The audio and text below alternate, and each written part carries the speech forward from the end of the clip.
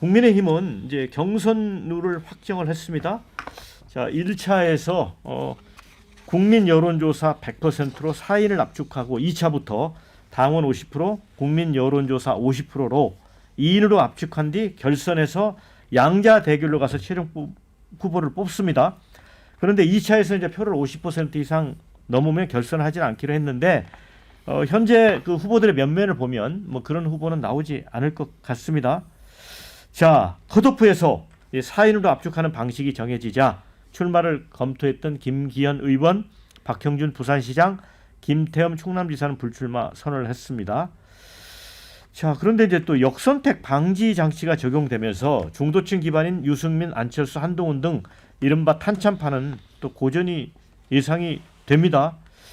유승민 의원 같은 경우는 이 역선택 방지 조항을 넣으면 민심 50%가 무의미해지는 거 아니냐, 당신 100%와 다를 바 없다 이렇게 반발하면서 후보 등록 전까지 거취를 결정하겠다고 했습니다.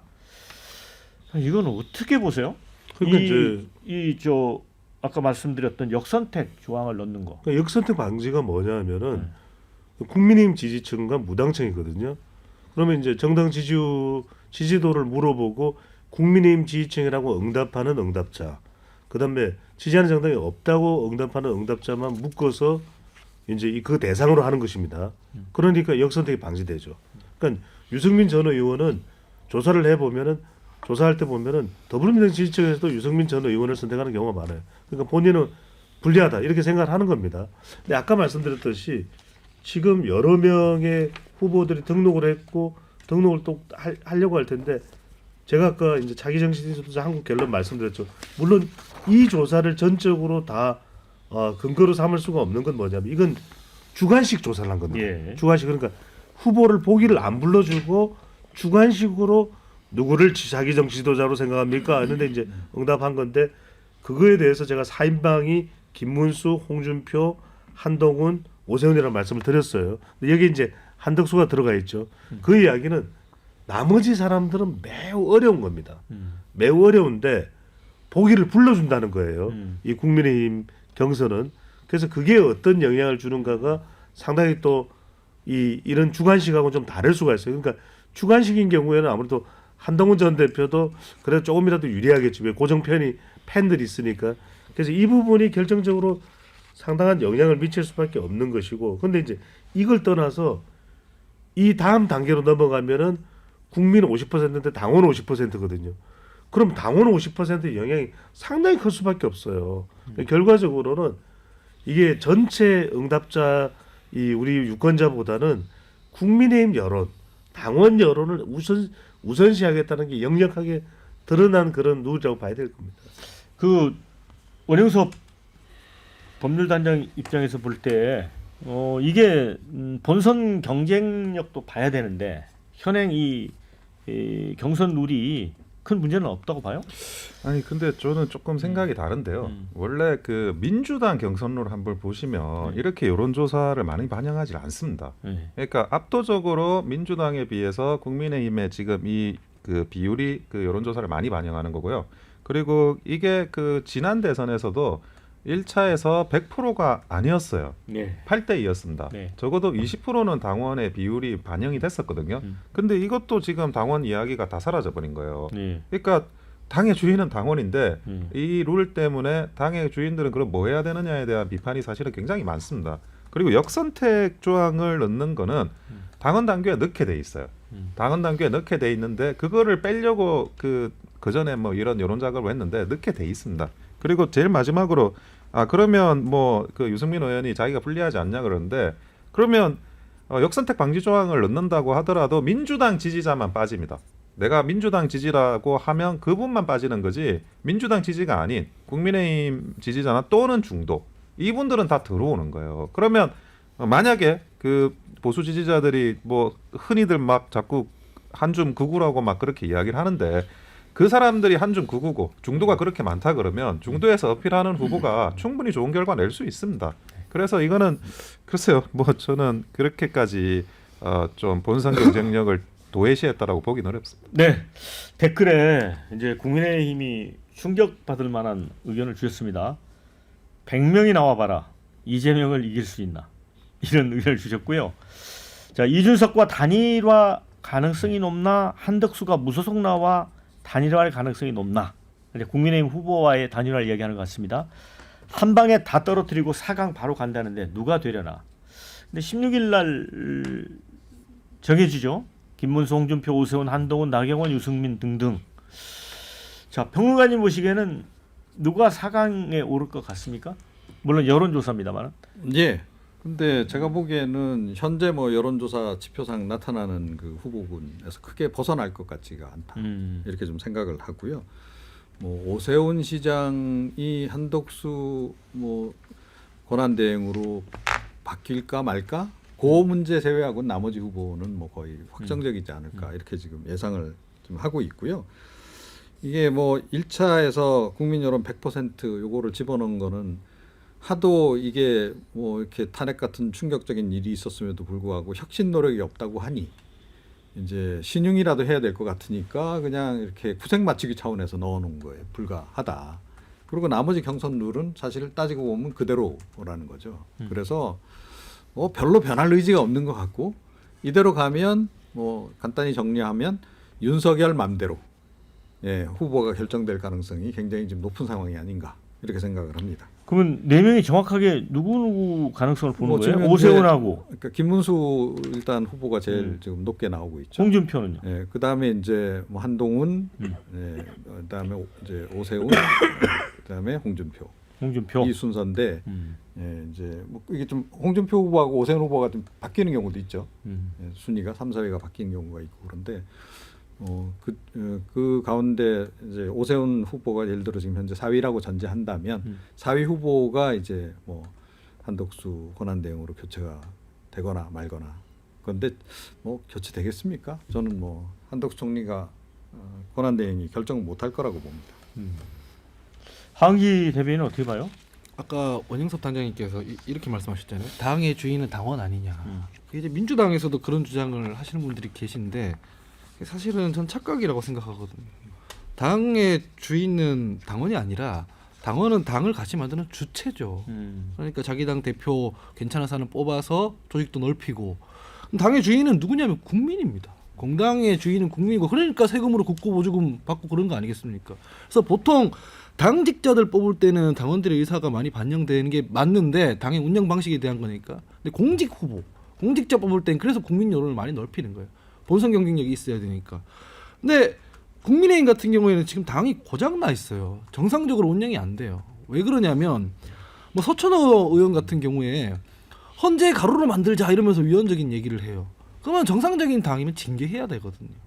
윤상현 의원 뭐 서부지법 폭동한 사람들한테 원정적으로 막 붙어가지고 그러잖아요. 징계해야 됩니다.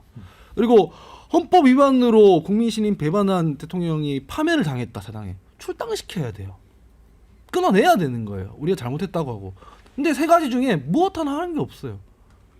고장났거든요. 당이 지금. 근데 이 고장난 당에서 당의 주인은 당원이니까 이 사람들 의견 받아가지고 한다. 필패죠 그러면. 그러니까 당이 고장났음을 분명히 생각을 하고 아까 평론가님 말씀하셨던 것처럼 그게 국민 여론이랑 어떻게든 좁히는 방안을 생각하든가 이래야 되는데 거기에 대한 아이디어라든가 문제의식은 하나도 없고 어떻게 하면은 저 모여있는 극우 덩어리들을 내가 가져갈 수 있을까 이 고민만 다 하고 있는 거거든요. 앞으로도 이 대선 끝나고도 굉장히 골치가 아플 겁니다. 아마 국민의힘은. 근데 사실은 이제 민주당은 경선룰을 확정을 짓지 못했는데 거기도 50대 50인데 국민선거인단 그게 약간 이제 아까 말한 대로 역선택 방지 측면에서 좀 걱정을 하는 시선이 있다고 하는데요. 그러니까 그게 이런 거예요. 당 내에서 지지를 받으면 가능하면 핵심 지지층 혹은 당원이랑 선거에서 하고 싶어해요. 그걸 넓혀서 당원이 아닌 사람한테도 가자 그러면 항상 들고 나오는 게 역선택이거든요. 근데 역선택이 얼마나 영향을 사실 미치겠습니까? 어차피 본선 나가면은 이런저런 유권자들이 판단해야 되는 공직 후보인데 역선택 무서워가지고 그 확장해서 뭐 판단을 받아보는 룰을 무서워한다? 말이 안 된다고 생각합니다. 그 역선택 문제는 뭐 국힘이나 이제 민주당이나 똑같은 처지인 것 같고요. 근데 요즘 유승민 이제 후보가 많이 부상을 했잖아요. 네. 어느 여론조사에서는 뭐 대구 경북에서 1등 나왔다는 얘기도 있고 그랬는데 우리 원영섭 단장이 보기에는 누가 4명 안에 들 것 같습니까? 저는 그 김문수, 홍준표 그리고 오세훈까지는 그 기본적으로 돼 있는 것 같고요. 뭐 한동훈도 커트라인에 걸릴 수도 있나요? 예, 저는 그 사실은 한동훈, 안철수 후보 중에 한 명이 되지 않을까라는 생각을 합니다. 뒤바뀔 수도 있다. 예, 왜냐하면 안철수 후보가 그 항상 뭐 영원한 대권 후보거든요.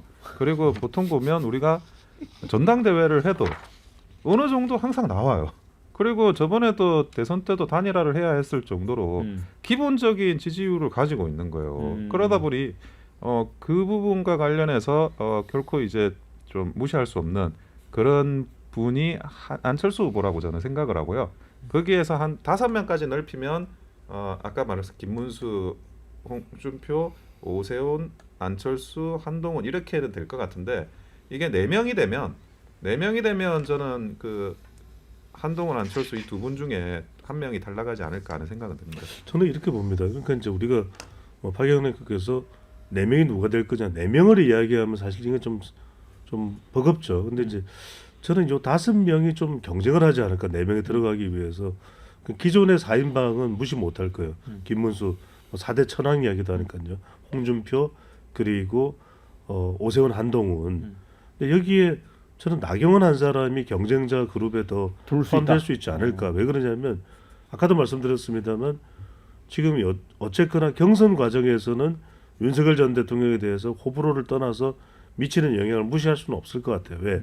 이건 적극적으로 응답을 해야만 포함을 되는데 결국 보수 지지층들이 여론조사에서 결집했다고 얘기할 때 적극성이었잖아요. 그러니까 응답을 얼마만큼에 적극적으로 한다는 것은 그만큼 영향을 무시 못할 테고 박영선 의원은 3분 패널 그거 기억나시잖아요. 왜 김기현 의원이 당대표가 됐던 그 전당대회 기억나십니까? 그때 여론조사 발표될 때 나경원 그 당시인 전 의원이었습니다. 거의 1위로 올라갔던 거 기억나지 않으세요? 그러니까 그걸 무시 못하는 거예요. 그러니까 어떤 여론조사를 실시했을 때 그리고 이준석 당대표가 될 때도 보면 상당히 경합했던 사람이 나경원이었어요. 그러니까 이제 그 이름을 우리가 그냥 개인만 놓고 보면 이 사람 좋은데 이 사람 싫은데 이 사람 말도 안 되는데 근데 정작 여론조사를 해보면 나오는 사람이 있기 때문에 저는 기존의 4대 천왕 플러스 나경원 정도가 4명에 들어가기 위한 치열한 경합전을 펼치지 않을까 싶습니다. 이제 한동훈 전 대표가 이제 어제 출사표 던지면서 위험한 사람이 대통령 되고 괴물 정권 탄생하는 걸 막겠다 이렇게 했고요. 나경원 의원은 오늘 출마 선언을 하는데 나라를 지키고 또 그래서 처절한 마음으로 대선에 임한다. 나라를 지키기 위해 이런 얘기를 했습니다. 그런데 진짜 이렇게 되면 한동훈 후보가 상당히 위기 상황에 처할 수도 있겠다는 그런 생각도 드네요. 저는 그 포함되기가 좀 어려울 수도 있겠다 그래요? 하는 생각을 합니다. 물론 기본적으로 이제 여론조사 나오는 거로 봐서는 포함이 이제 되는 건 맞는데, 근데 이게 저 한동훈 그 후보 같은 경우에는 그 지지율이 추세적으로 계속 하향세.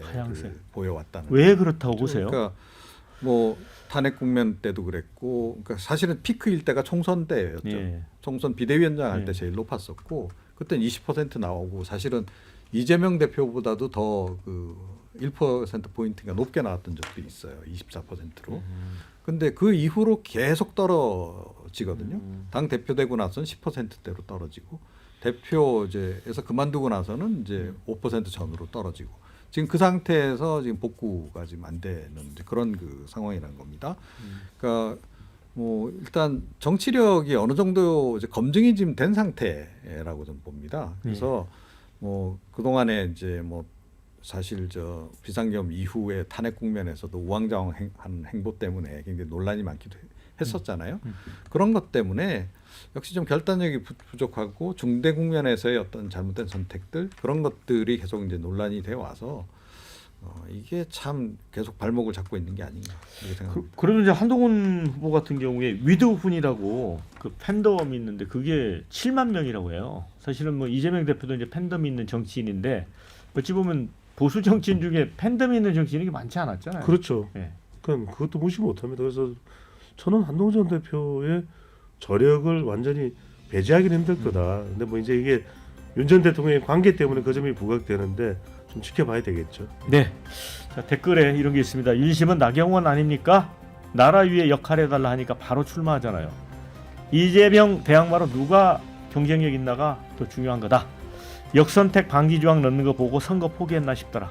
안철수 이번에도 안 되는 거냐 이런 의견도 주셨습니다. 그런데 어쨌든 저희가 좀 예측을 해봤는데 점점점 이게 예측하기 어려워지는 걸 보면 국힘이 나름 경선룰을 잘 짠 게 아닌가 또 싶은 생각도 듭니다.